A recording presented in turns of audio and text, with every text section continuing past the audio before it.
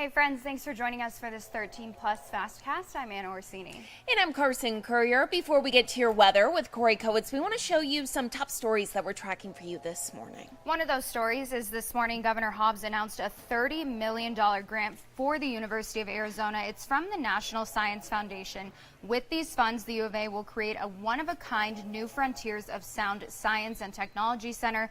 That money will help Arizona continue its leadership in the advanced technology industry, and it will also allow the U of A to continue its work and its research right here on site. And right now, a man is behind bars and police are investigating after a standoff on the west side last night.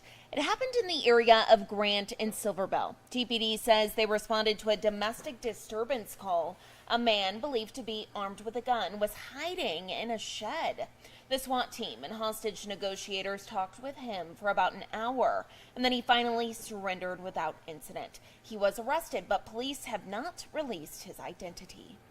And taking a look at your weather today, of course, if you're looking outside right now, you're probably like, there's not much going on. So Corey, weather-wise today, I know it's probably boring for you from like the scientific perspective.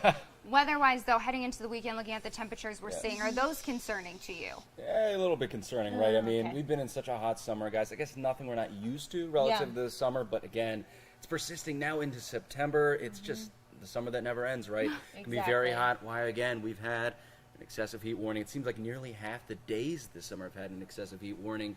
Because of that, we've had very historical numbers in terms of temperatures, right? So here's our annual 105 plus day tracker. You can see where we are 2023 from yesterday. We got 106, so now 48 days. That is third all time, possibly threatening that number one spot. And guys, we still have some hot weather to go, so I have a feeling we're going to add on to that tally there. Right now, 93 degrees in Tucson, heating up very quickly. 88 in Sierra Vista, already up to 95 in Casa Grande. Only going to continue to get hotter today. Here is your temperature trend, guys, up to 103 at 4 o'clock with mostly clear skies. We have that excessive heat warning now upgraded. Early this morning is when they did it from that watch to that warning now includes Pima and Pinal counties. Temperatures could range up to 113 into our north and west. Temps could get up to 114 in places like Maricopa and Yuma County to our north and west. And here's why, guys. Check out how hot it gets there for our weekend. 107, a pair of them, Saturday and Sunday. But okay, we got a little bit of a cool down possible there into early next week. But let's still dig into that hot temperatures we're predicting. 107, right? The daily records are 105 and 107. So throughout those days, we're forecasting temps to either break or tie those records. Latest occurrence of temps, we have right here 105 to 110. You can see 110, 109, 108, right? That's early in September. For this weekend, the date is September 9th and 10th for the hottest days we're projecting. If we can get up to 108, we could also break a record for the latest date of getting up to 108 or hotter, so it's certainly in the range of outcomes. Now let's shift gears to our radar. This is all of southwestern portion of the U.S. You're not seeing much except for just a little bit of cloud cover that's running from the northeast to the southwest, mainly including Cochise County, creeping into Santa Cruz. So over there, you're not getting any rain, and if it is, it's maybe a drizzle, but mostly just a bit of cloud cover for the midday and late morning hours. And through the rest of the day, these are your odds of getting showers and storms. It's a possibility. The better the possibility, the south and east you go of town of Tucson. Up to 20% for places like Bisbee and Sierra Vista, and then again, very scattered, right? That's the topped out percentage for our region. Let's go into a little more detail here with our future radar. It'll be widely isolated storms, mostly reserved to the south and east. And if they were going to peak in intensity, I'd say maybe around 3 o'clock, but again, they will be very weak storms, mostly showery activity with a bit of storm activity embedded maybe within a little bit of that action. Then by 6 o'clock, you still have that action going on again, mainly just including Cochise County, not expected to creep over to Tucson until maybe the overnight hours, but then again, it'll mostly be in the form of cloud cover by then. We take a look now tomorrow. Some storms try to get going during the late afternoon, but again, widely scattered, then fizzling out to just a bit of cloud cover for some portions of Arizona to end your week for your evening, and then really just lingering cloud cover for that remaining time. Let's talk about Hurricane Hova, though. It is churning to our south, thankfully off the coast of Mexico. It will continue to be a fish storm, but it is a beast. Now downgraded to a Cat 4, but it was at one point a Cat 5 with a really nice defined eye. And once it got up to 160, it actually tied the 6th strongest hurricane ever in the Eastern Pacific. There's many storms that went up to 160, I think over 10, but still tied for 6. So a very powerful hurricane. It is not often you get a Cat 5.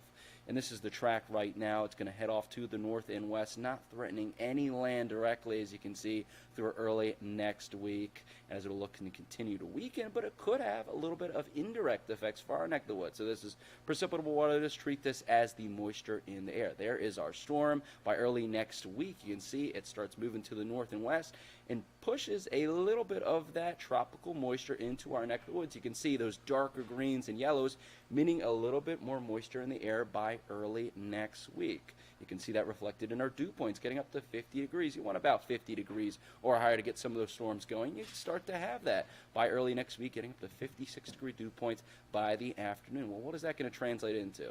Well, you can see through this weekend, right, we're not going to get really anything, maybe some sputtering showers in our region, but then through early next week, through mid-next week, some shower and storm activity tries to get going. You can see that reflected in our future precip amount.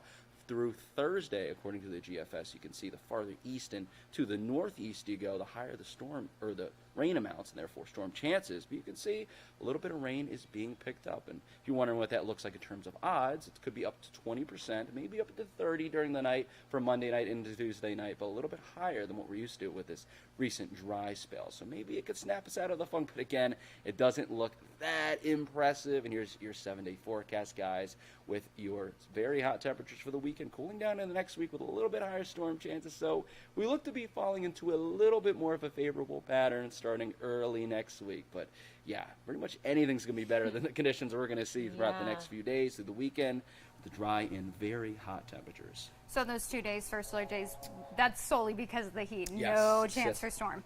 No real chance for storms. It's going to be because of that heat. Going to get up to 107. So got to be, with precaution, practicing, not going outside too often. Try to, if you're going to have any activities during the day, try to do it early in the morning, late at night. And if you're going to be out there, right, drink a lot of water, take frequent breaks, right, because that heat can be very serious if you're going to be out there for hours on end.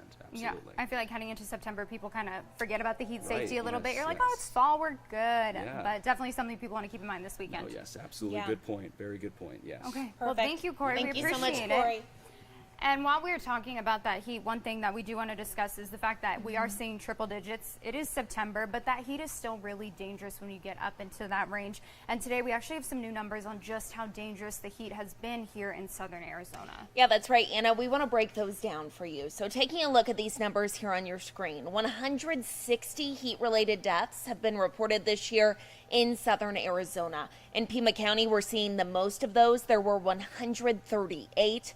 37 of those were undocumented migrants. 101 were legal residents. 75 were directly caused by the heat. That means that is the cause of death. It was a heat-caused death. Now, heat was a contributing factor in more than 60 deaths. And taking a look at Cochise County, the numbers there's been a total of 16 heat-related deaths this year. 8 of those were undocumented migrants, 8 were legal residents. The coroner says out of all of those deaths, more than 10 were heat caused. So again, heat caused is meaning that heat was the main factor in the death there. Heat contributed means it was a contributing factor, and that led to 5 deaths in Cochise County. So just a reminder that even though it is September, be safe outside. Heat is nothing to mess with, and it's the number one cause of death when it comes to weather-related deaths. So just please be extra, extra careful. Unfortunately, we are not in the clear yet when it comes to the heat and practicing heat safety here at home. Yeah. And another story that we're following today, right now a local nonprofit is asking for your help after someone came in and stole thousands of dollars worth of equipment. Yeah, the organization helps people with disabilities that take part in local racing events. We're told the team was getting ready for the first race of the season when a thief broke into their trailer. That person stole all of their running chairs, a generator, and other supplies. Now, the organization known as Team Hoyt Arizona says the total cost alone for those running chairs is around $25,000, so a huge loss there. While some people have stepped up to lend them equipment, it will still be a challenge for those who wanted to participate for the first time. We didn't want this to be a burden for people. We wanted them to say, I can come to this because we are going to cover their entry fee and get them in the race. You just have to show up. Well, if we have to spend the money to start replenishing equipment, we're not going to have the money to pay for races. Right now, the organization is asking everyone in the Tucson area to be on the lookout for a blue, black, and red blade running chair and also multiple folding race chairs. They do have a GoFundMe up on their website, and there's a link to that on our website. If you'd like to donate, you can also take a look at our story on KOLD.com just to get a closer look at what we're talking about and some of the items that they are missing right now. And hopefully they can get those back because, I mean, just a huge impact when you talk about a local organization that does so much good here at home. Absolutely. Well, right now the search is still underway for a missing Casa Grande teen. Her family hasn't seen her in more than a week, and she left home with a 15-year-old boy. He returned back home. She did not. Yeah, that's right. And now the family really trying to piece together those pieces, figuring out where she is, what exactly led up to her disappearance. Our very own Emily Miranda got the chance to sit down with some of her family members to talk about this entire situation. This is very out of the ordinary for her. We were pretty stunned. Carly's sister, Kylie Cardenas, says her family was not aware that she was on the app Discord until she went missing over a week ago. My mom didn't even know about it, so we aren't totally sure exactly if she was using it for school or if it was being used on her own personal accord or anything of that.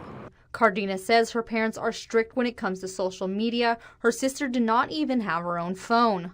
She used my mom's phone to talk with her friends and call with her friends and go plan, hanging out, but other than that, she wasn't on any apps. Her sister believes this communication was done on the computer. Website founder Dominic Miserandino says COVID made people Cardenas' age too comfortable with apps like Discord, and this comfort level is where the problem arises. I think there's an inherent comfort level with social media, and that's where the danger arises. It's very easy to get online. It's very easy to post a photo. It's very easy to get a billion likes on a photo. He says with more kids using social media and meeting new people, it is up to the parents to monitor what they are doing. Ms. Arandino suggests parents get on these apps to help communication with their kid. If you don't know what Discord is, join it. If you don't know Instagram, join it. Play with it, understand it. And then in fact, that could be the conversation point. As the family waits to hear more, they just hope Carly returns home safely. I feel like since she is so sweet and generous that she can be taken advantage of easily, and that's why we urge people to just contact the police if they see her.